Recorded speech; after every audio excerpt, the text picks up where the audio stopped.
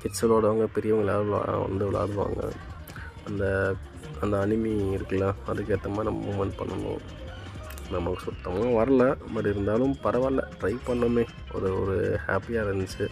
It's kind of different new experience.